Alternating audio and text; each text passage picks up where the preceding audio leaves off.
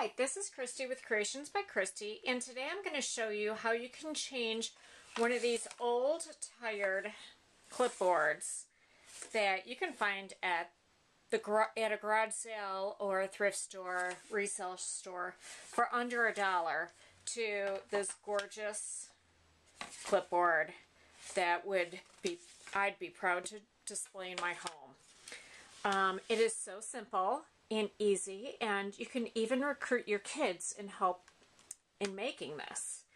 And I just love how it turned out. It's so cute. So let's get started. So for this, you're only going to need a few items. I'm going to use the Tim Holtz Ideology tissue wrap, and it's a little bit heavier than, as you can see, I've been using it. I used it on the last project. It's a little heavier than regular tissue paper, and I just love it. And it's got this nice combination of music notes and butterflies and text. It's just gorgeous. So some architecture, and just love it. Okay, so this is what I'm going to use. I'm going to use this and also some Studio Matte Medium or Multi-Medium in matte. So let's protect our surface here. Just toss down my craft mat here. And this is the easiest part you can have. You can rip it in big pieces, little pieces, however you want. Have the kids help. And I don't like having straight edges like this. If you have some, it's okay. You can use it to roll over the edge of your clipboard. But you can do a whole bunch at one time or do one piece at a time, however you choose. There, I've got a couple ready to go. Put that aside for now. And all you're going to do is, this is so easy. You're going to take your matte medium and a paintbrush, and you can either put it right on the clipboard. And I did nothing to prepare this clipboard. If you can see on here, there's like watermarks on this one. There's a bunch of scratches here. This was a well-worn clipboard. This is where you can kind of see where the price tag was that I scrubbed off. It's worn and abused and kind of ugly. So I'm now going to make it gorgeous. So pick out whatever one you want. I like to go with a picture that I like the best to start with. Kind of like my focal point. And I love this butterfly or moth or whatever. Not particular on moth, so I'm going to call it a butterfly. And you can work right on your clipboard since it's all going to be glued up anyway, so you can work right on there. And so flip it over. Use that as your gluing surface. And just slather away. It's kind of like a dummy-proof project. So once you get it, and with regular tissue paper you may not be able to pull it up that easily, but with this nice tissue paper you can pull it up, and I love it. So now I'm going to place this one wherever I like it, and if I get some wrinkles in there, it's fine because it is thin enough that you can smooth out the wrinkles. I'm going to use my brush to smooth them out. And that's my phone. We're just going to ignore that.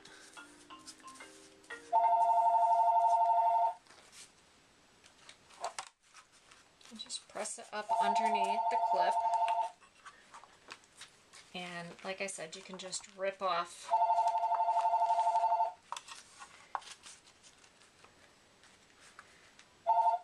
tear it, work it around it. You can put some more matte medium.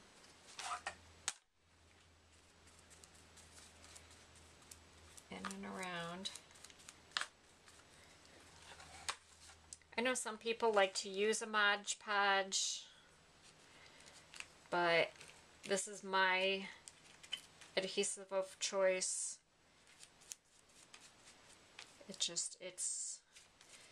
It moves nicely with the brush. I don't get air bubbles. It just has a nice matte finish. It also comes in a gloss finish.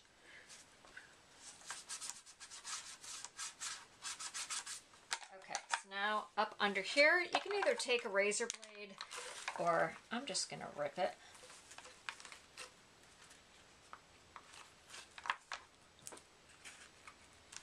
This spring is really tight, so I'm trying not to snap my fingers. Maybe I'll let it dry for a few minutes first. Because this spring is really tight. So I'll let it dry till it's a little bit tighter. And I'll show you what I do with my edges. So around the edges, if this is already dried, you can just put a little bit more. And then I just wrap it around like I'm doing a present.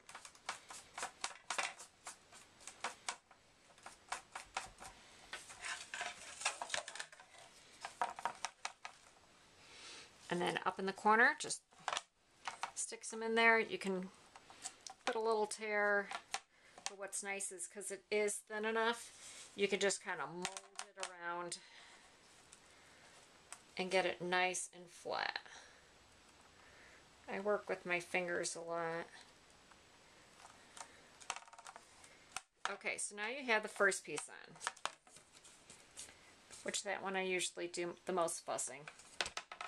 So, and what I noticed when I put my first piece on was there was these beautiful little lines. I don't know if you can see it. There's these little, it looks like brush marks. And I'm like, was that from me? No, it's in the paper. It is just really cool.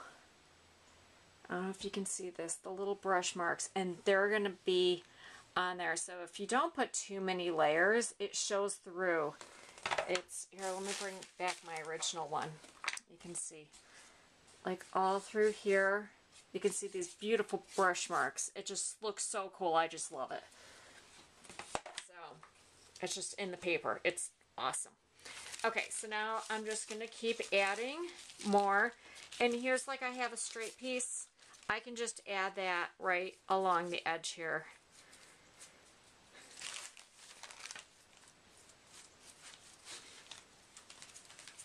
And it's just like slap it on. And you don't have to worry about going over, not getting enough. Because you'll see if you don't get enough. So here's a straight piece, and I'm just going to fold that over and if I didn't get to the edge, you just pull it back.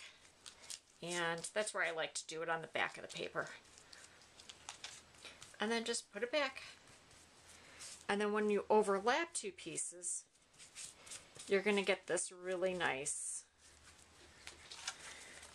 where it turns out wider. There and there. So then here I went over to the edge, so I'm just going to put a little adhesive and then just roll it over.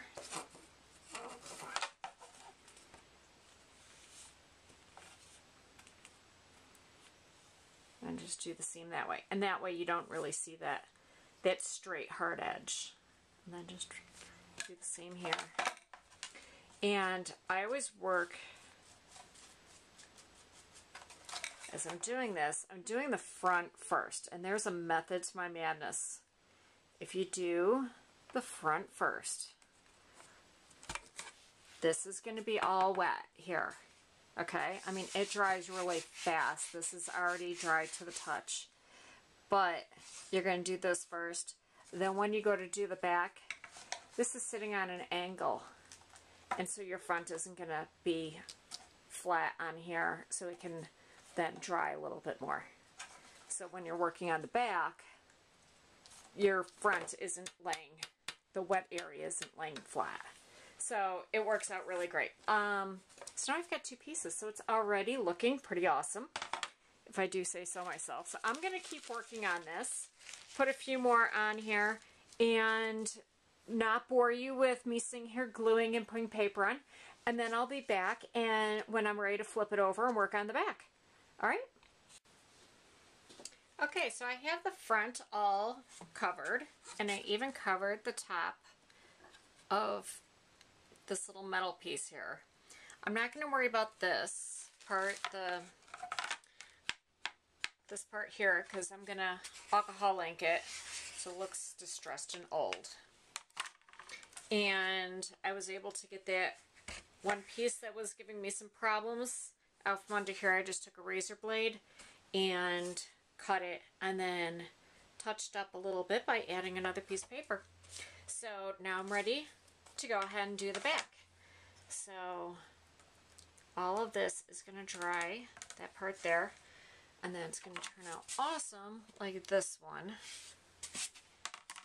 Okay, so now to do the back, you're just going to repeat what you did on the front, and because it's going to sit up on an angle, your front is able to dry fully, have some nice cure time. I'm going to put this big giant piece across the back and then layer some more on top. So I'm going to give it a nice good amount of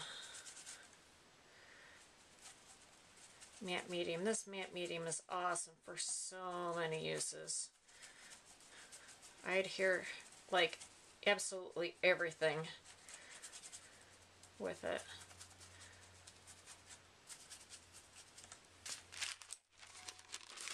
Okay.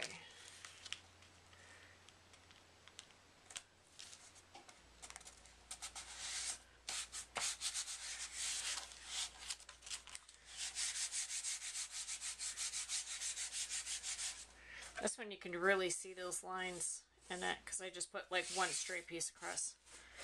So I'm just going to roll that over to the front.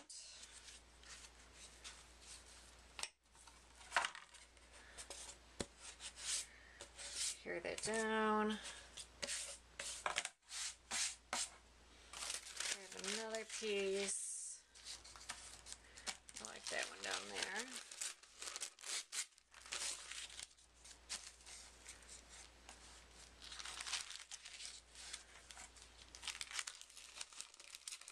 To me, the back is as important as the front because really the front may be covered up with your papers and all that, and the back really is, I mean, it may be face down, but the back you can see a lot. When you pick it up, it's a bit, you know, it's right there in your face. I like to have the back look just as nice as the front.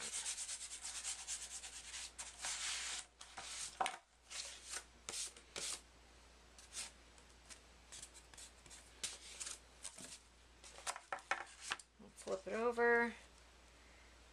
Oop, I brush had a lot on it. It's okay.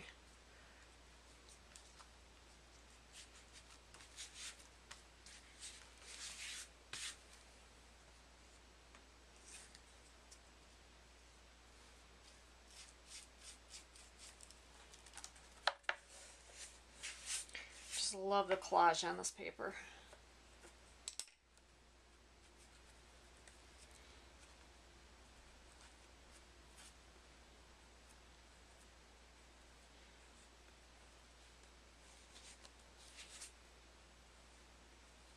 I have a link on my blog to where you can get this paper.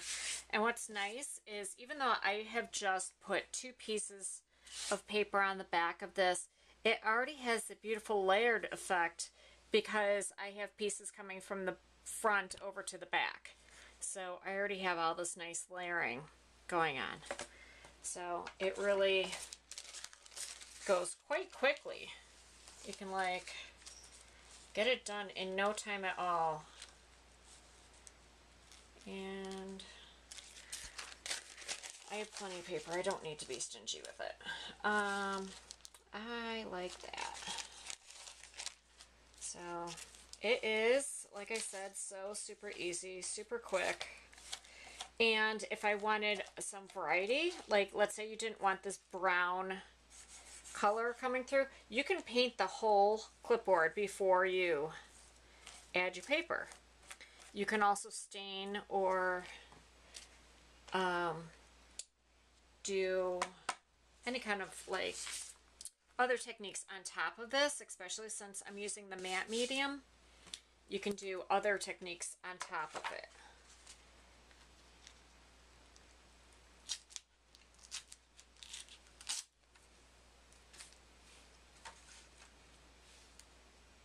I can then stamp. I'm going to leave mine the way that they are, but you can stamp, you can alcohol ink, you can, there's a multitude of different techniques that you could add to this. For my room, this goes with my room. This already has matte medium on there, so I'm gonna just put it on right away.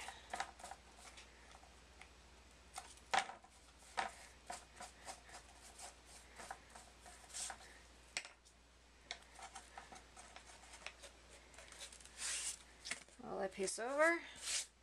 Look at that. It is almost done. So you can see the two next to each other. Look at that. Gorgeous. And then for the top here, I'm going to show you super quick. I'm going to leave this so that I don't bore you with the details. This I just need to finish up with the last couple pieces. Let it dry. Make sure that there's no little pieces being hung up, but I think we're pretty good. And I'll show you how I'm going to cover this top metal piece. Okay, so I thought it was recording and it didn't. What I just looked up and it had stopped. So what I had done here to get this look, let me get closer so you can see it. To get this look here, which looks kind of like a rusted-y metal. Sorry about not being able to get that on video. Was I took my alcohol dabber and I added some of the silver mixative, which you want to make sure you shake before you use it. And there's a little mixing bowl in there. So you make sure you shake it before you use it. So I use the silver and put a little dot on my felt pad. I also used rust, mushroom, and this is black, which you can't really see. It says black because I use it often. And then I put a little dot of the metal sealer from Vintage, the glaze, and also a little blending solution. And this was just kind of like a little experiment of mine to try all these and see how it worked. And I just love my end look. It looks like an old rusted metal piece. And so I just put all that on here and then just pounced away at this till I liked the combination I got. And I put this little piece of plastic under here so I could get nice and close to my chip or my clipboard. So now it has this nice rusted look instead of that nasty old silver, like industrial, you know, every Office Depot look. So I really like how this looks and how it turned out. This one is totally dry, so now I can take and just punch out. I find a little tool here. I'm going to take my little piercer here. Oh, nope, that's my little blade. That'll work too. And I'm going to just punch out. See, this is totally hard now because this is the first one I did. and I'm going to punch that out and clean that up. And then I'll have this back hole. But that back hole is all covered in the paper. So how stinking cool do these look? So hope you enjoyed this.